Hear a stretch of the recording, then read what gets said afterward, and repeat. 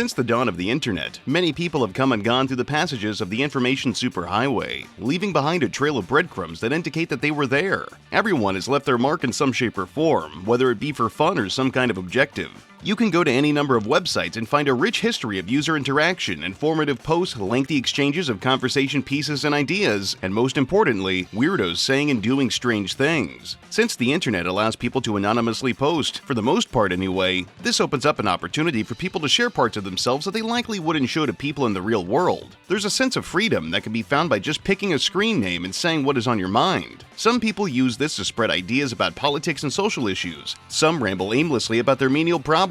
Some debate the finer points of fictional media. You get the idea. There's potential for any person to say any kind of thing. This freedom leads to a variety of different types of people that you can encounter and observe online, but today's video concerns two that particularly stick out: trolls and lolcows. We've all encountered these types before. Trolls are fairly simple and can be found in any community online. The shielding of a screen name has the tendency to bolster someone's negative traits, such as their desire to cause emotional harm to others for any such reason. Trolls will often attempt to justify their actions by taking a moral high ground, such as targeting people who they deem as bad or evil, seeing it as a means of applying their own brand of justice when the world fails to provide any meaningful punishment for their enemy. Others, however, are a little more honest about what they're after: laughs. These types are far more prevalent and can be just as ruthless as the moral grandstanding types. They see a person online that they dislike for whatever reason, whether it be over opinions or traits of a person's character, and they make the right moves to say the wrong thing to somebody in hopes of getting them all twisted. Trolls will dedicate a significant amount of time to trying to get a rise out of their selected target. This can range from leaving rude comments under a target's posts, making crude or inappropriate edits of the person, spreading rumors to damage their reputation, to extremes like swatting and life ruination. To them, this is not only entertaining, but endlessly gratifying. Trolls are often singular people, but in some instances they operate in groups with other like-minded individuals. Narrowing it down, trolls are often people who have an emotional disconnect to a person or set of people that they have a disagreement with or resentment towards, and they will weaponize their thoughts to irritate whoever happens to be in their crosshairs, regardless if they're involved to do the right thing or because they get thrills from antagonizing others. Trolls are there to satisfy their own needs. This ultimately makes them feel good, except for those few that are truly damaged and hurt on the inside, and this is their only means of tending to their wounds. But regardless, they are always aware that they are the predator in the relationship with their target. Lolcows, however, are the natural enemy and prey of trolls. Cows are, simply put, strange people that do strange things and share it with the wider internet, and as such, people will milk them for laughs. They have a notable lack of self-awareness. They come in all shapes and sizes, but they almost always have some sort of mental deficit. I've covered this pretty extensively in another video on my channel called The Science of Lolcows, and I recommend checking that out for more details. Hello, ladies and gentlemen. I will not be doing porn. Lolcows, horror cows, drama cows, and the countless other types always have defining traits that keep their orbiters interested. This can range from the following, but it does go beyond what I'm going to list here. Cows have a social disconnect with the rest of the world and with themselves. Their lack of self-awareness is first apparent by them doing something unusual and posting it onto the internet, such as Kristen Weston Chandler sharing a Sonichu comic series, or King Cobra JFS mashing together different snacks to make disgusting food hacks. They might dress strange, talk in a bizarre manner, might be a little unsightly, but there's always a plethora of reasons why they might stick out, and that is pretty much all it takes to make them fascinating to onlookers. Additionally, cows are often responsive. When a lolcow receives negative feedback, the trolls will pick up on the scent of blood, make their attack, and the cow will almost immediately respond with anger. They can be prone to lashing out via comments or video responses, but it always works against the cow's best efforts. They often fail to realize that the smartest thing they could do is not engage with those that don't have positive intentions. Some lolcows, but certainly not all, are sexually frustrated in some form. This usually stems from them being inexperienced with sex and desiring to have it, coupled with a slew of potential mental conditions or disabilities, such as autism, schizophrenia, or histrionic personality disorder as a whole. Some are even worse, lusting for children or animals, so it's easy to understand why some people are so quick to hate these folks, and for good reason. Everyone hates sexual deviants. If a person fails to adequately respond to negative feedback or interactions by just ignoring the trolls, then there is a high probability that they have lolcow potential. To quote the 1983 film War Games, the only winning move is not to play. All these guys have to do is ignore the people that aren't important to them, but then again, where's the entertainment value in that? Because of the rising popularity of lolcows, mostly due to the gradual expansion of the internet's use in society, they have become far more popular in recent years. This means that unusual people have more eyes on them than ever before, and the numbers are only going to continue to grow. But with the increase in viewership, there is also an increase in trolling for these individuals. While it is more common for trolls to just say something mean and move along with their day, the scope of the activity has vastly changed. Back in the day, the very worst a troll could do is leave a sign in someone's yard or somehow convince them via social engineering to shove clay up their ass. But some people have decided to up the ante. Because people idolize the golden age of lolcow trolling scene with Chris Chan and his innumerable buddy trolls, people often want to recapture that magic that was abundant during that time. Some folks delude themselves into believing that they can be the next Clyde Cash or Liquid Chris. They want to create a new paradigm of entertaining online harassment by jumping feet first into long con ops. They make direct, often personal, contact with the person they're after. This is referred to as poo touching, hence why there's so many people who actively watch eccentric types to say the classic phrase, "Don't touch the poo."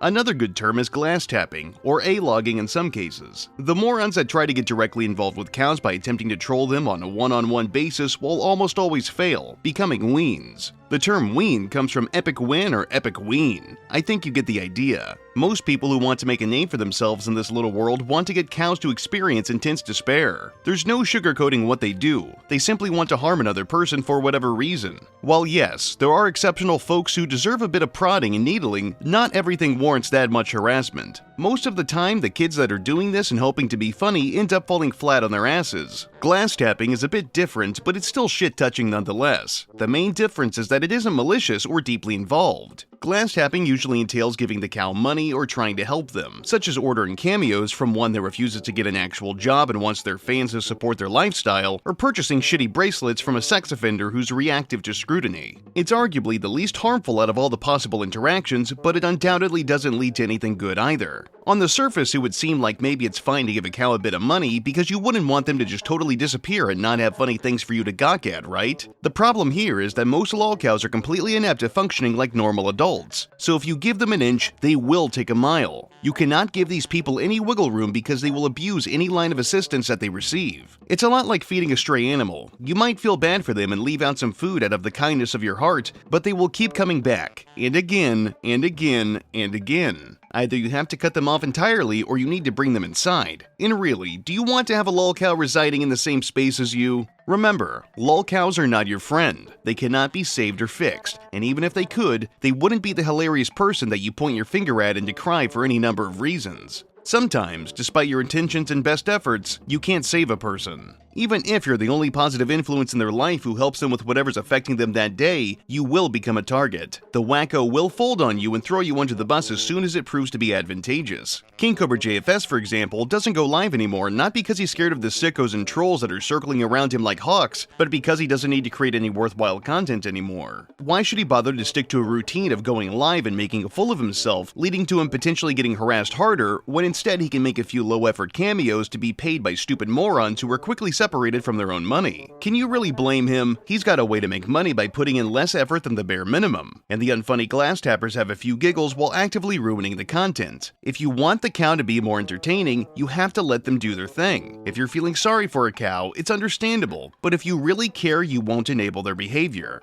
So, moving along, how about a bit of history? The term A-log or A-logging comes from the content creator Anthony Legato, who made a name for himself through his online career of voice acting, commentary on topics such as Chris Chan and selected media, and hosting a podcast. Basically, the typical run-of-the-mill stuff that people online tend to do, sharing their opinions and what have you. What set him apart and made his name the inspiration for the term was his comments about Chris Chan. He'd look into the finer points of Chris's life, dissect the various oddities within it, and made unfunny surface-level observations about how Chris lived and how he, A-log, was superior, sometimes even suggesting that, albeit in a failed joking way, that Chris deserved physical harm for being cringe and stupid. Trolls discovered the content that A-log had produced and began to wonder if perhaps he was projecting some of his own insecurities onto Chris. They decided that the best course of action was to do a deep dive into him and his online history to discover any potential discrepancies with his presentation. It was discovered that Anthony loved pornography, watched such things while he was on the clock at his college radio job, and even tried his hand at stand-up comedy but failed to generate any laughs. I'm serious, that stand-up routine was rough. It's not like I could do any better, but I like to pass judgment onto other people for shits and grins. People began to antagonize him and make fun of him for his many faults, which certainly was not the outcome that Mr. Logano had hoped for. For the time being, he had damaged his reputation, but over the years the harassment has died down and he's returned to doing what he likes. I think the important thing here is that A-Log did mess up and he kicked a wasp nest, and he was subsequently punished for it by random people online. However, A-Log did eventually drop his flags and stopped acting like an asshole. He's 40 years old this year and he's moved on from his past actions, at least from what I can tell, and he's doing his own thing. Everybody makes mistakes, but the important thing is that we learn from them and grow as people. I'm sure he's a much better person than he was many years ago. Weens and A-Logs rarely face good outcomes by the time their little episodes of interaction or spurging ends. Despite being slightly different, both Weens and A-Logs tend to bite off more than they can chew. A good example would be Clark, one of the various managers in the many sagas of Daniel Larson. Clark is a young man who got wrapped up in something goddamn stupid that he could have avoided. It's hard to feel any sympathy for him. He's 21 years old, did all right in high school, but ultimately failed in life by taking up heavy drinking and dropping out of college. When your life is on a downward spiral, I suppose the only reasonable course of action is to get involved with well-known degenerates that you found on TikTok so you can attach yourself to them. You know, just so you can be immolated by the non-stop inferno that surrounds them. Or, well, I suppose that's just how Clark dealt with his problems.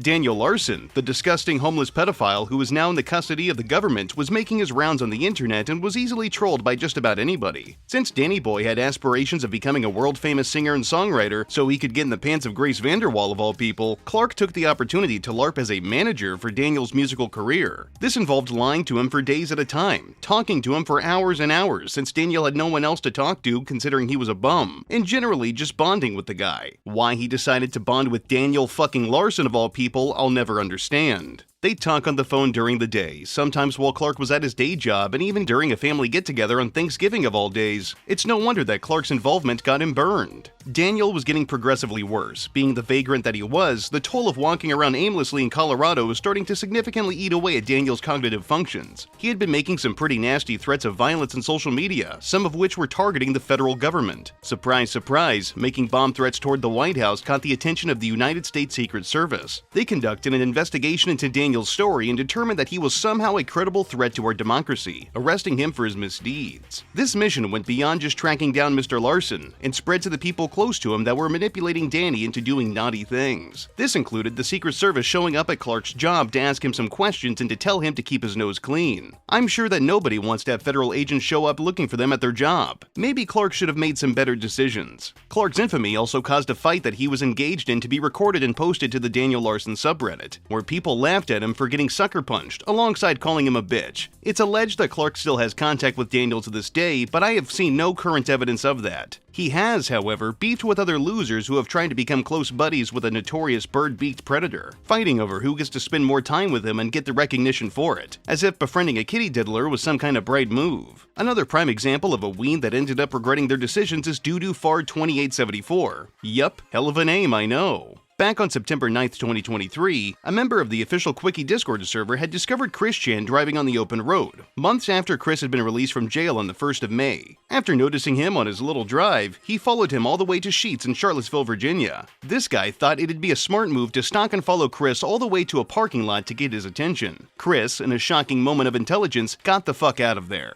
Doo-Doo Fard was subsequently booted from the Quickie server, and members of that place had discovered that Doo-Doo Fard's personal Facebook account was linked to his Discord profile. Probably not a wise move to directly connect his personal details to his online alias, especially one named Doo-Doo Fard, but go figure. It could have been a hell of a lot worse considering how volatile some of Chris's orbiters can be, especially those that will stop at no end to document every single thing about certain people. Another collection of losers that have unfortunately made a name for themselves for touching the poo is The Shart Show. Quite the fitting name, huh? The Shart Show was a podcast that was broadcasted live from a rinky-dink little turned-over trailer in Casper, Wyoming. This abortion of a YouTube channel is run by a pretty below-average-looking couple who mainly react to music, because I guess that's enthralling content in their minds. Judging by the fact they've yet to push past 2,000 subs, I'd have to assume that the meager few viewers they've gotten don't really resonate with the content. On February 1st, 2023, The Shard Show premiered their interview with King Cobra JFS, everyone's favorite drunken regarded Boglum. This interview was total fucking shit. No interesting questions were asked, no valuable information was learned, and apparently due diligence was not on the agenda for the show's host. They completely fumbled an opportunity to pick the brain of one of the internet's most infamous rockstar villains, but they paid for it beyond getting laughed at for making shitty reaction videos and a crap interview. They were quickly doxxed by the orbiters that surround Josh Saunders, revealing a litany of incriminating information about the brains behind the Shart Show,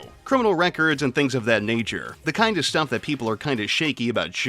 The alleged criminal history involved using drugs and abusing children, but I have seen no evidence that indicates that they actually did that. It could have been real, it could have been fake, but it was enough to scare off the host of the Shart Show. Their address was discovered, alongside all the other not-so-flattering details that were now floating around the web, being frequently posted in their comment section. This harassment became so intense that they had to cease producing content for the foreseeable future. However, as of the making of this video, they've mentioned that they intend to return sometime in the coming months, but I highly suggest that they just stay away. They had their chance, they fumbled it, and now it's best to keep quiet. It wouldn't be a smart move to reignite the harassment that drove them away in the first place. Keeping with the theme of wannabe trolls who destroyed their reputation, another loser who touched the poo at the cost of his own safety was Castella Zimmy, known better as the fat fuck from Kentucky. Zimmy is a fat loser who tried to make a name for himself by copying trends that were popular at the time of his presence. He made commentary content where he'd share his opinions on different topics, and riff on random folks online when the opportunity would arise. He'd often accompany his boring rants with gameplay of modern first-person shooters like Call of Duty and Counter-Strike, so you probably already know the exact kind of slop he was putting out there. He reacted to and critiqued some of King Cobra's most popular videos, pointing out how disgusting and vile his behavior is and making bold claims about Josh's character. Now, there's nothing inherently wrong with sharing criticism regarding somebody, but Zimmy failed to understand that there is a line you just don't cross. In hopes of causing chaos, perhaps so he'd have something new to cover, he contacted Wendy's corporate to complain about Cobra's online presence. He made them aware of his habits, such as the gross videos he put online where he acted like a drunken buffoon while making inedible piles of overcooked mac and cheese and pre-made burger patties, and of course informed them about the videos where Jorp vented or complained about the people from his day job. Wendy's, being the sensitive company that it is, took action by contacting Josh's employer and relayed the concerning information that had been received. Josh's superior pulled him aside and terminated his position. Josh's legion of fans and trolls banded together to strike back against the unfunny shit-toucher that harmed their favorite boy. This involved all kinds of different ops. Their main course of action was looking through his different social media accounts and checking domain name registrations. Zimmy's personal website was used to identify him during a grandiose doxing campaign. The fat fuck from Kentucky was put on blast. His comment section was filled with his dox and rude observations about his life. His family was contacted as a means to intimidate him. His personal life was more or less completely exposed and flipped upside down. I guess trying to be a miscreant turned around and bit him in the ass, huh?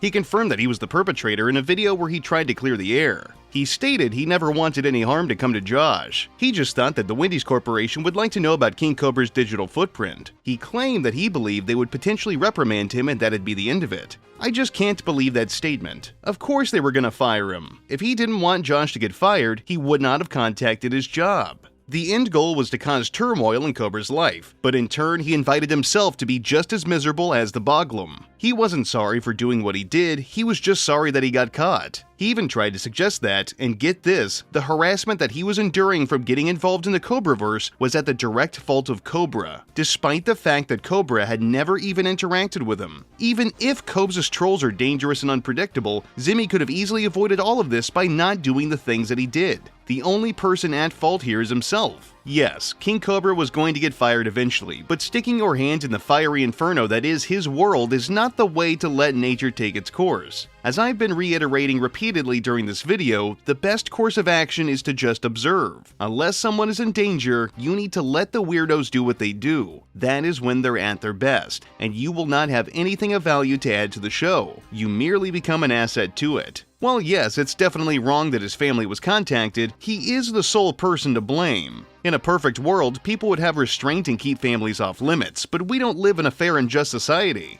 So don't forget that people can be quite nasty. Don't give people a reason to be unkind to you. It really doesn't get much simpler than that. Moving along, what are some possible endings for all of this? Well, there's a few possible outcomes that vary from person to person, so just hear me out. I think if trends continue the way they are, most cows will probably become a touch too wise to be easily trolled, or they will stop doing the things that make them interesting. Of course, this won't be the same with new people that are discovered, but it will eventually happen. If you continuously poke a cow in the same way, they will eventually learn from it at some point. Most anyway. It may take a few tries, but they will somehow get the message. I know, cows tend to not take lessons away from the things that happen to them, but they do seem to become self-aware at a certain point. A prime example of this is how Chris Chan currently acts. When Chris isn't busy porking his mommy and praying to fictional characters in a parallel dimension, Chris is actively avoiding direct contact with the outside world. While I have no doubts that there are still trolls that have contact with him and routinely piss in his ear, he is certainly much more aware of his situation than he was before. I mean, how could he not be? Consistent coverage and attention from people like Gino Samuel and cow coverage channels like myself, alongside the countless drama channels and general trolls that have openly antagonized him, have probably numbed his ability to care. He's not as funny anymore. The times have changed, and we didn't realize that the good times had come to a close until they had already left us. Another hypothetical outcome is that the big tech companies that pretty much control the market of online socialization may start cracking down on the coverage of lolcows. Channels like mine are definitely not helping make the situation better, but at the same time, how can we positively market what we do? People like myself point out the many flaws and unusual folks we look at, maybe so some of us can feel better about ourselves, but we also do it because it's a lucrative business. The worst harm that comes from channels like this is that we raise awareness of the people that we talk about, for better or for worse. Pages that are dedicated to actually harassing the people they observe are the bigger issue on the site, and general cow channels aren't the main source of problems unless they spread misinformation or they get involved with their targets. There has to be an etiquette to how this type of stuff is handled. The more videos and streams that are put out, the more popular cows and other wackadoos become to normies, who are now very aware of the existence of eccentric people on the internet. There needs to be a standard of what is acceptable to do and not to do, but there's no way to enforce it, so it's probably just a waste of time. I think it's totally fine for people to create social media pages where they riff on people and provide commentary and documentation to a topic, but they need to actually try to produce something worthwhile. I'm sorry, but a video updating us on the fact that Nova Online is selling paracord bracelets and wearing diapers while he's at his computer really isn't news. There's nothing there that warrants a video long enough to be monetized. Anybody who tells you otherwise is completely and defensively full of shit. Sometimes it feels like there's a real lack of care for the quality of the product, and if they fail to find anything interesting, some people will actually risk their own safety to get involved in whatever cow's barrage of nonsense. It's just fucking disheartening, man. As more normal people get invested, the market will continuously grow and tech corporations like Google won't be able to ignore their sizable following, which could, in theory, affect their bottom line. Who's to say that advertisers won't start pulling funding if videos of people getting bullied, even if it's deserved, or promoted to the front page? Do you think Coca-Cola is going to want to advertise on a website where Cyrax of all people is on the front page? Fat fucking chance.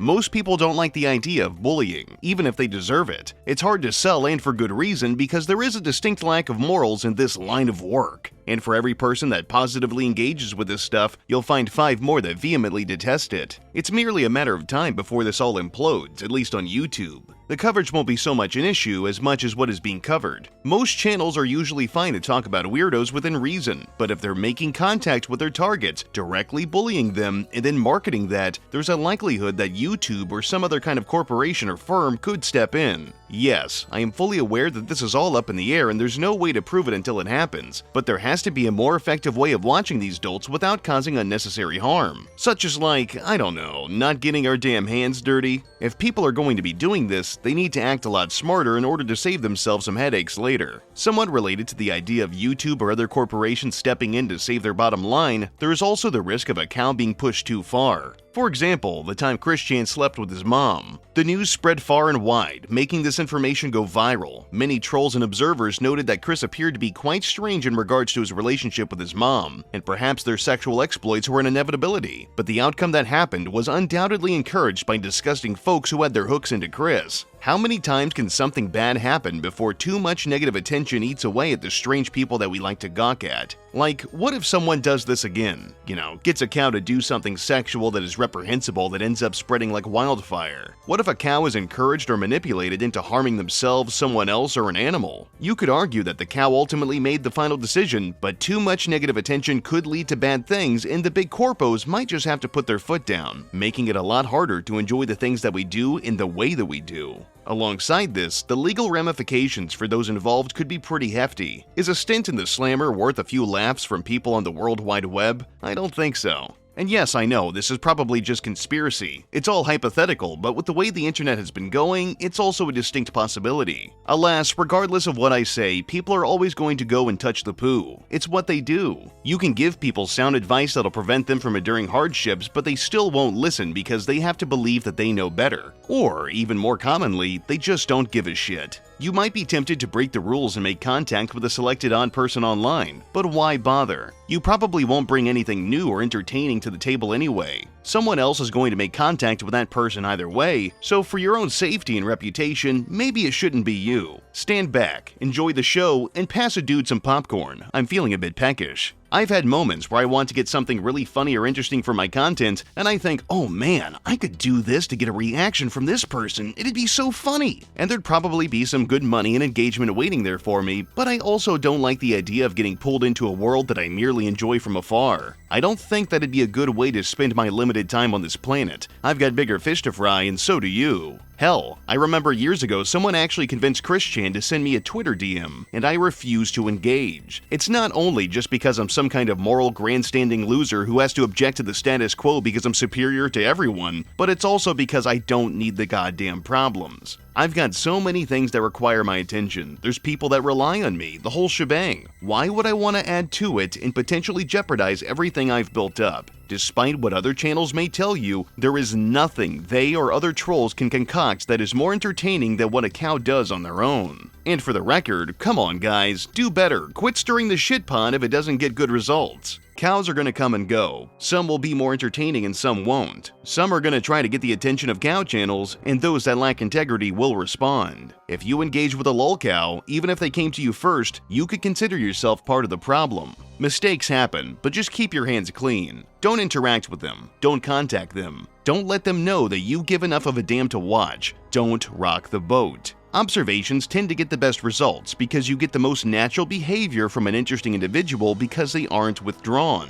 Much like the real animal, a safe and happy cow will always yield the best milk. But I digress. That's going to be it for today's video. If you like what I do, leave a comment, rate, and subscribe. If you want to support me in a more personal way, you can check out the Patreon link and the Teespring link in the description. I also have a Newgrounds account if that's your thing. I've got more content coming down the pipeline, but until then, I'll see you degenerates next time.